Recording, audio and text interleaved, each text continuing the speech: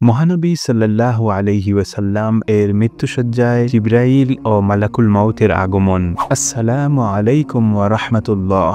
আজকে আমরা শুনব আমাদের প্রিয় নবী মুহাম্মদ সাল্লাল্লাহু আলাইহি ওয়াসাল্লাম এর ইন্তেকালের সময়ের একটি মহান ও আবেগময় ঘটনা। রাসূলুল্লাহ সাল্লাল্লাহু আলাইহি ওয়াসাল্লাম যখন মৃত্যুসজ্জায় অসুস্থ, দুর্বল, শরীরে প্রচণ্ড কষ্ট, ঠিক সেই সময় জিবরাইল আলাইহিস সালাম আগমন করলেন, নবীজিকে সালাম দিলেন এবং বললেন, হে আল্লাহর রাসূল, আল্লাহ তাআলা আপনাকে সালাম পাঠিয়েছেন এবং জানতে চেয়েছেন আপনি কেমন আছেন। যদিও আল্লাহ সব জানেন, তবুও তিনি নবীজির মুখ থেকে তার অবস্থার কথা শুনতে চাইলেন।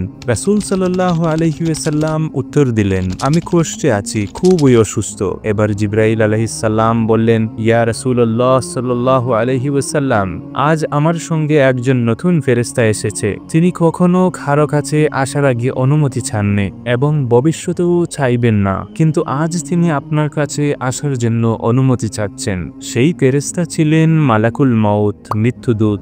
তিনি নবীজি সাল্লাল্লাহু আলাইহি ওয়াসাল্লাম এর কাছে এসে বললেন, ইয়া রাসূলুল্লাহ সাল্লাল্লাহু আলাইহি ওয়াসাল্লাম, আমি আদম আলাইহিস সালাম থেকে আজ পর্যন্ত কাউকে জান কবজ করার আগে অনুমতি চাইনি, কিয়ামত পর্যন্ত চাইব না, কিন্তু আজ আল্লাহ আমাকে বলেছেন তোমার কাছে অনুমতি নিতে। তখন রাসূল সাল্লাল্লাহু আলাইহি ওয়াসাল্লাম বললেন, আমি যদি অনুমতি না দেই? মালাকুল মউত বললেন, তাহলে আমাকে ফিরে যেতে হবে। আল্লাহ এমনই আদেশ দিয়েছেন। আল্লাহু আকবার। এই ছিল আল্লাহর কাছে রাসূল সাল্লাল্লাহু আলাইহি ওয়াসাল্লাম এর সম্মানের এক অনন্য দৃষ্টান্ত। প্রিয় ভাই ও বোনেরা, রাসূল সাল্লাল্লাহু আলাইহি ওয়াসাল্লাম ছিলেন আল্লাহর সবচেয়ে প্রিয়। তার ইন্তেকালও ছিল দুনিয়ার সবার জন্য এক শিক্ষা ও ভালোবাসার নিদর্শন। চলুন আমরা তার শিক্ষা অনুসরণ করি, তার প্রতি ভালোবাসা আরো গভীর করি। আল্লাহ যেন আমাদের তৌফিক দান করেন, আমিন।